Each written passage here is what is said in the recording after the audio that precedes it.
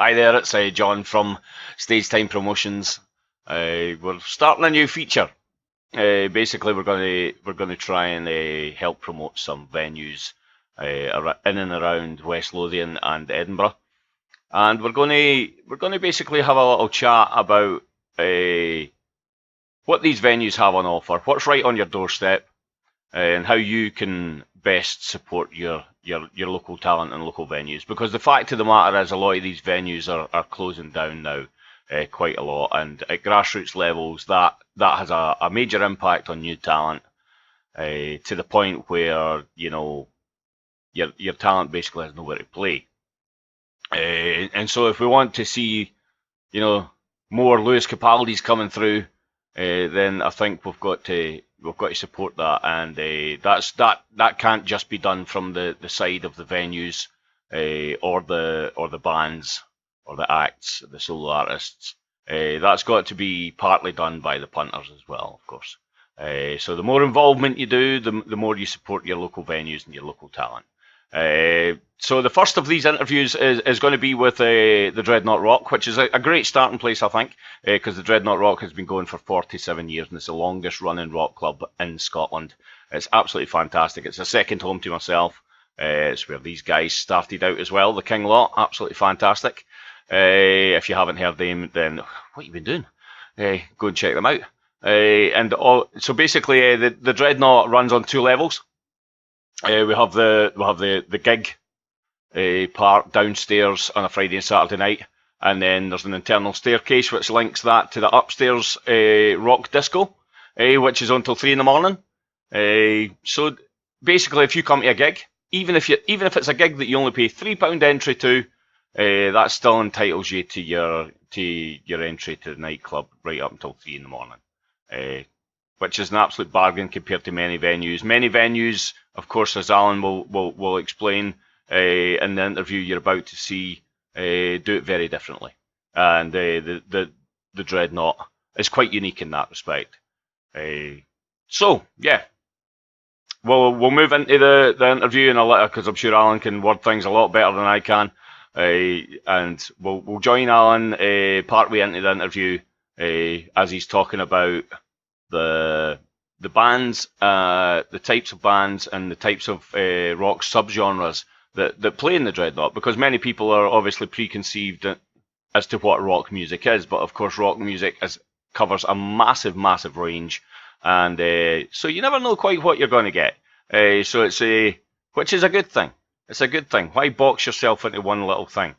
Right, we'll join Alan in the interview, and I hope you enjoy it, and I hope you come along to the Dreadnought and many of these other venues in West Lothian and Edinburgh, and give your support, because it's the only way they're going to survive. We've got fantastic vocal artists like Amy Hawthorne playing here, and it's just everything in between. You've got blues, you've got a bit of punk, you've got good classic rock bands still, you've got alternative rocks, indie rock. Mm-hmm. As you said, everything's kind of splintered up a wee bit, and it's quite hard to actually explain to layman terms what rock is now, because it's so vast and wide. It is. A lot of people maybe put their blinkers on and say, rock club, no going there. But when they do, it's a different kettle of fish.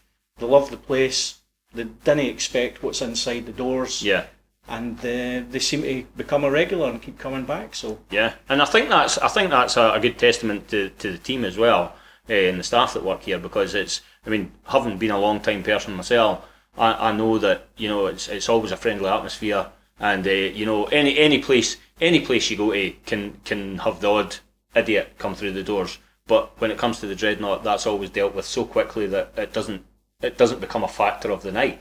No. So and plus, to be honest, it's rarely seen, which is a great thing. And so we're primarily a live venue. With the rock club up the stair. It's again, it's so hard to describe, but we are a live music venue for the early part of the night, and then obviously a nightclub for the later part of the night. And it was always difficult to try and separate or differentiate the two things. So we don't. It's just one continuous night. We open at 7, we close at 3.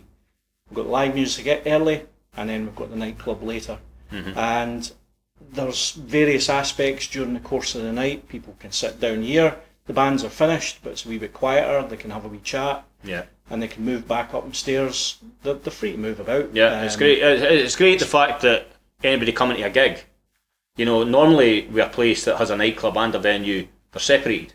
Yeah. They're very separated, whereas with the Dreadnought, if you're coming to a gig, you're already into the nightclub. And that's you till, 3 in the morning? Yeah. Fantastic. I mean, brilliant stuff. It's a factor in Edinburgh and Glasgow. And again, a lot of people still, when they come here from Edinburgh and Glasgow, they think once the gig's finished, they must leave. Mm-hmm. They don't sometimes get the fact that, no, you stay for another drink, have a blether, stay on. I say, unlike many other venues, as you say, the line's drawn, gig's finished, out the door. The door, and if you want to come back in for the nightclub, you hate to pay again. Yeah. And queue up. That's right. It's just bizarre. Aye. That doesn't happen. Especially when it's the same place. You know, it is bizarre, but that's exactly how a lot of people run it. And this venue is completely different in that respect. Right, we'll get a wee listen to a wee bit of live music, and then we'll come back and have another wee chat. Okay? Yeah, you got a golden hair, you got a part of her everywhere. She had a little where to walk. I wanted her to stop and talk. Yeah, I was looking back to see her. She was looking back to see her. I was looking back at her.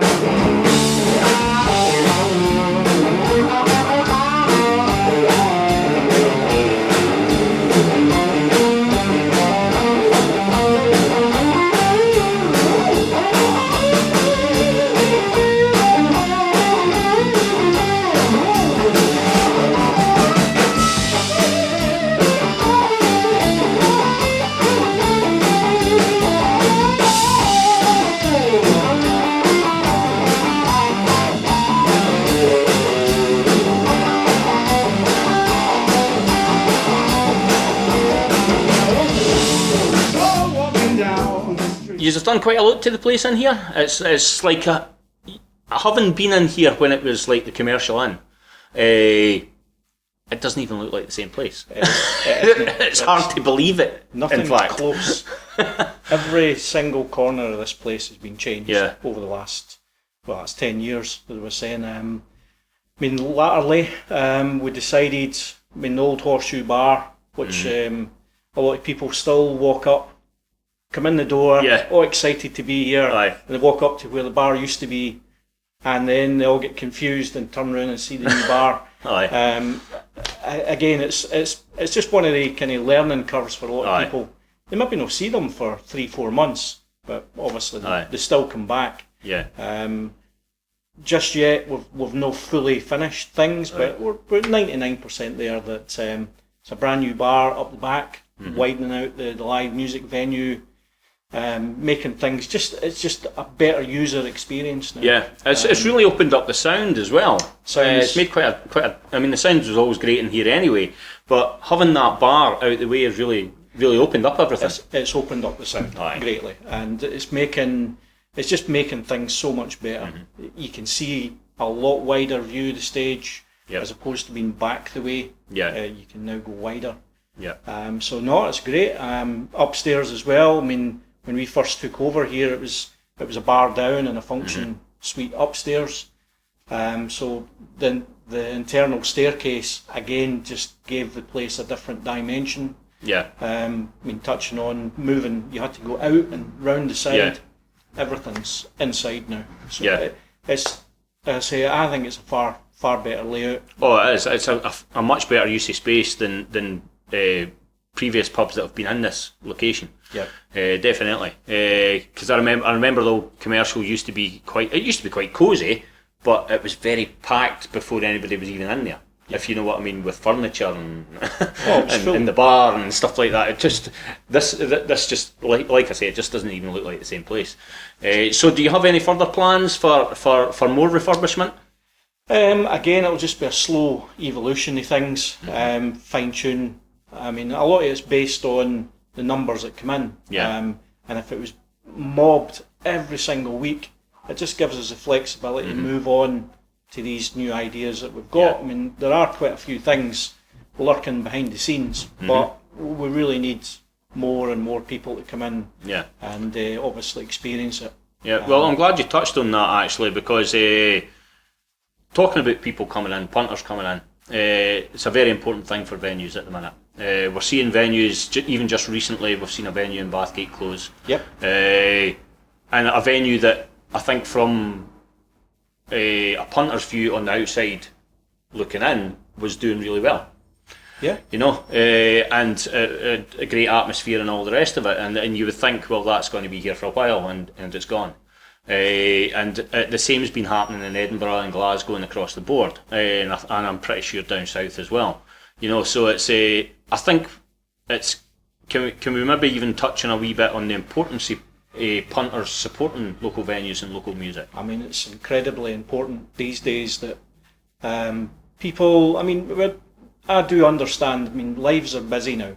Yeah. Kids, work.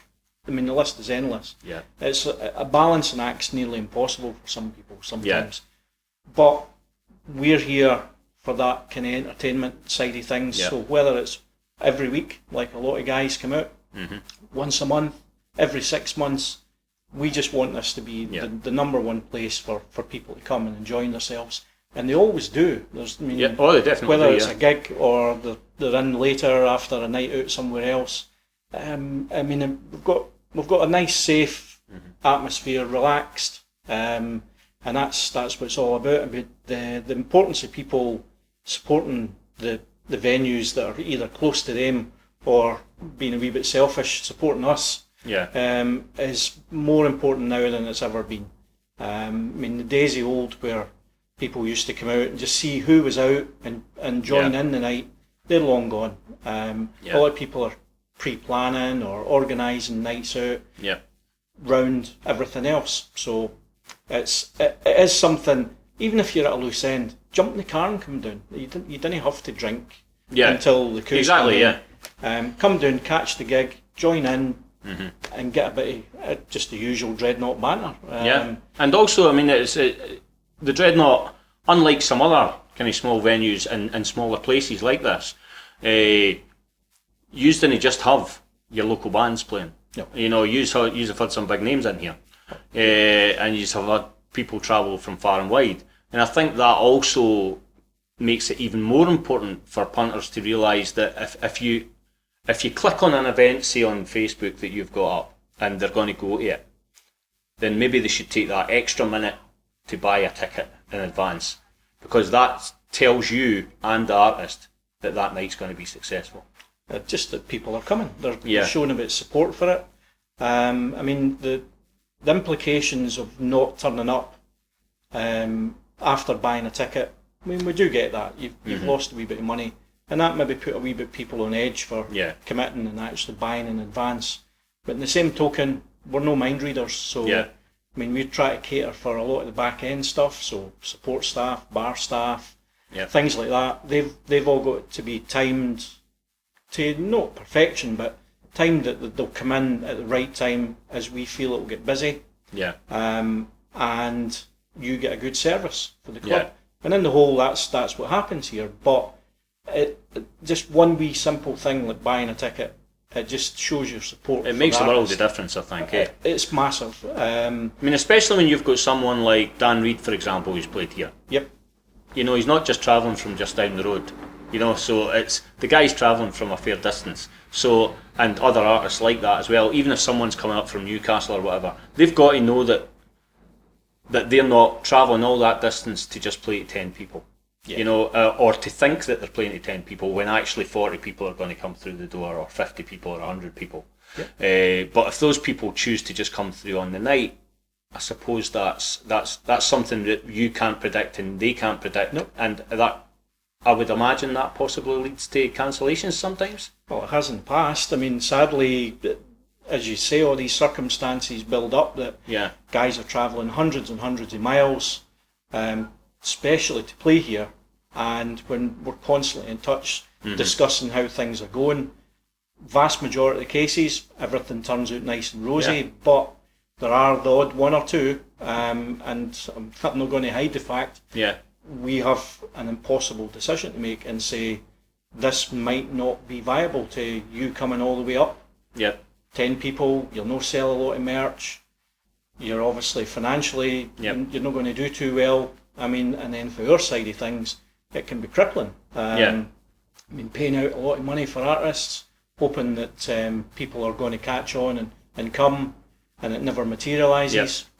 You've got to take that in the chin sometimes and move on. But and I think that's the thing as well. Quite a few venues are taking it on the chin that often that the venue then decides we're not going to do this anymore. And sadly, that hits the music scene at grassroots level.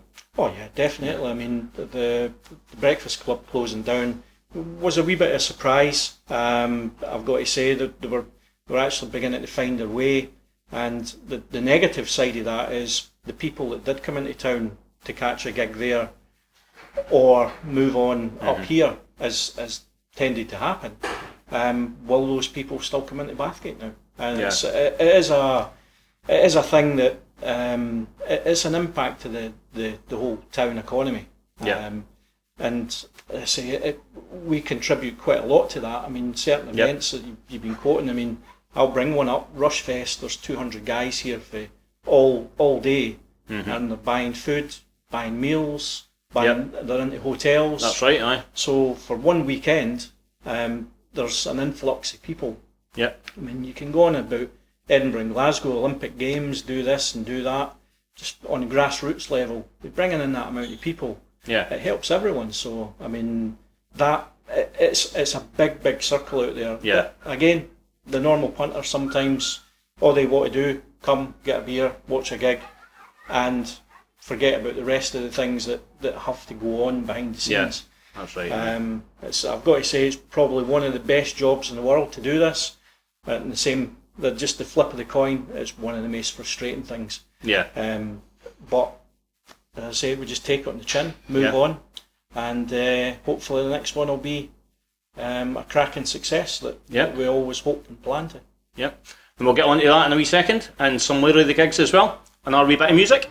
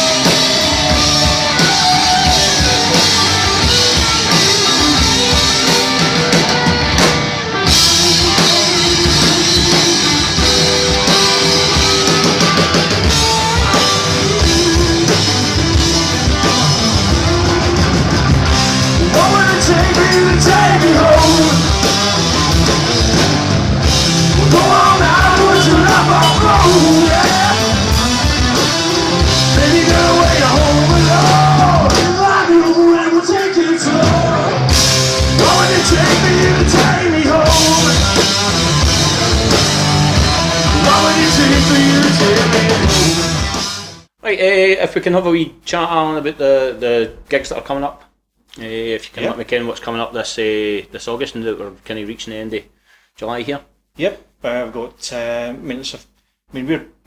was just thinking this morning, we've got one more gig to book for 2019, and that's it. It's full all the way through to the new year. That's great. So but you always kind of lose track in time. Stuff coming in 2020 already. I mean, even stuff in June's booked.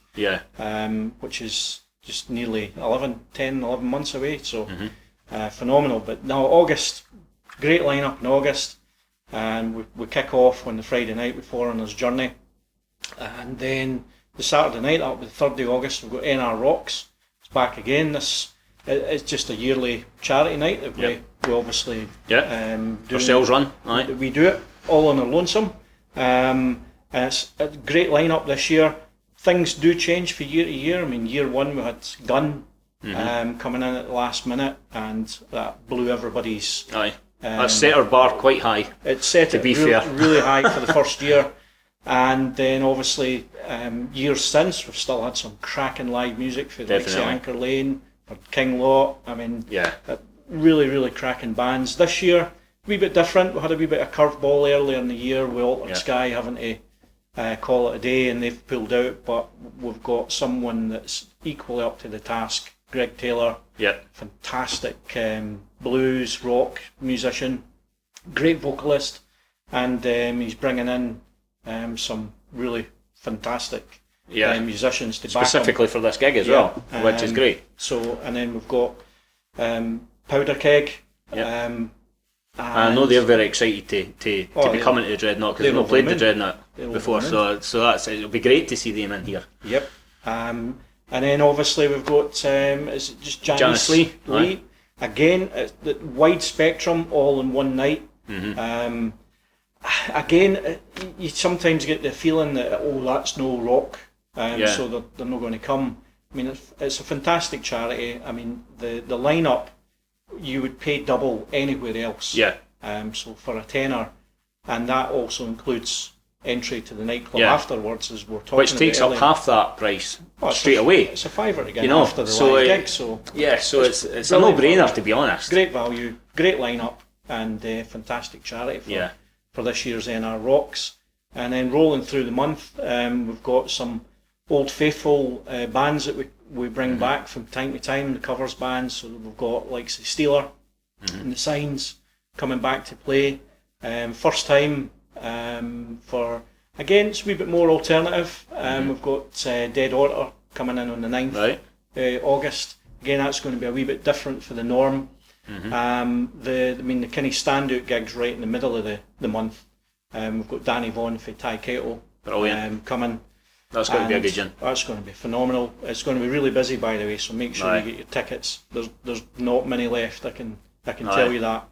And Jason Sweeney, the voice of the King Lot, is supporting Danny that night, so that's it's going to be a cracking first 2 or 3 weeks in August, and then I say rolling on, ending up. We've got something that we've started doing in association with the Winter Storm gig that's in November. We have Stormbreakers, where we bring in 4 or 5 bands. The final 4 or 5 to shoot it out for a place at this year's Winter Storm. And I mean, we've found some fantastic bands. I mean, Anchor Lane's won it. Everyday Heroes won it last year. I mean, these guys are just top notch. And even the people that didn't win it were a class act. There wasn't any of them that really couldn't have taken that place, to be honest. So they were all great. So it's I mean, we had Tomorrow Is Lost as well. Tomorrow Is Lost. They were in here as well, so that was great. But yeah, there's some fantastic talent hitting about. 5 bands all in one night, and at the moment, if you're quick, you'll get a ticket for a £5 for that. That's amazing. So £1 a band, can't say any further than that. So £1 a band, and you're getting upstairs as well. It doesn't matter what gig, you get upstairs as well. And I say that, I mean, the choice on offer through August is wide, it's varied. You get a bit of blues, bit of this, bit of that. Some old faithful covers bands that always come back and perform. So I mean, why not? I mean, I know. It's going to be better than sitting in the house watching the TV. So it's a, and like I'm forever saying to people, you get 3 bands some nights for like £3, or 2 bands for £3, or 3 bands depending on the night, and. It's like half the price of a fish supper, and the fish supper might be crap. You know what I mean? So take a chance on it. You just never know who. I mean, a lot of people kind of try and they still judge a book by the cover, and they go, "Oh, I didn't like the look of them. I'm not coming in." And they might get forced to come with their mates, and they've just found a band that they fall in love with, and that's what. And you never know where these bands are going to go. No. From here. I mean, look at the success the Amarettes have had, and they started off in here as well, playing in here. And they've done great. So it's we've even got a painting on the wall, so you can come in and see that as well. And get your picture taken with. I'll probably be the one taking your picture. But yeah, it's I think people need to understand what's on their doorstep. I think that's the big message we're giving people. Is all the entertainment's there. It's not going to cost you a fortune to get in, and like you say, if you don't want to sit and get drunk, you don't need to get drunk. You can just you can get water at the bar for nothing. Plenty of juice, good alcohol. Plenty of juice. It's great. Selection now as well. That's right. Just get in the car and come down. Even bring some mates and make a party of it. Exactly. Go old school. Aye, and if you need a room for a night, I'll speak to the wife, see if she's alright with it. She might not be, but we'll try. We'll make you some stovies. It'll be alright. Right, thanks for speaking to me, Alan. No problem. Brilliant. Just before we go, where can we find information about the Dreadnought online? Where can you find it? Where can you find it? Everywhere. Where can you find it? It's everywhere. I mean, we're probably the only club that I know of that's got its own mobile app. Aye. So you can download the app straight to your phone, and it's always there for you. Just open it up, it'll tell you what's happening. You'll get wee reminders every now and again what's coming up. Yep. The usual stuff, we've got Twitter, Facebook, Instagram, fully stocked website that you can buy tickets from, safe and securely. We're linked in with their ticket partner Skiddle. They developed quite a few things for us in conjunction with our site. That's all there. So everything's there, dreadnoughtrock.com, and that'll show you everything. And especially you mentioning the app there, the app is invaluable as far as I'm concerned. I mean, it takes you 2 seconds to you be sitting having a coffee and say, oh, I wonder what's on at Dreadnought on Friday. 2 seconds and you know. Tells you. And it's right there. It's brilliant. Right, thanks again. And thank you, John. Yeah. Thanks for coming. And thanks for providing me my second home. I love this place. I'll get your bed ready now. I'll get my bed ready now. Right, no problem. We'll get a wee bit of live music before we finish off. Thanks again, Alan. Catch you later. Thank you.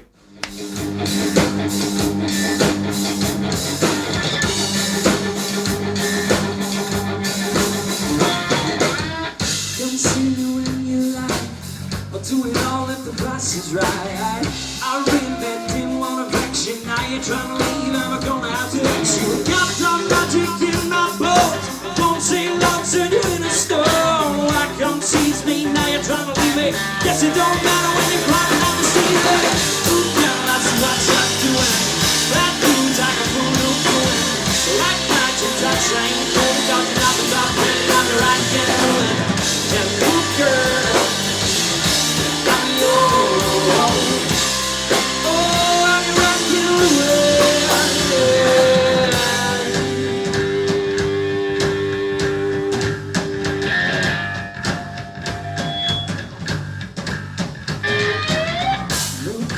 what you're doing. Bad news, I can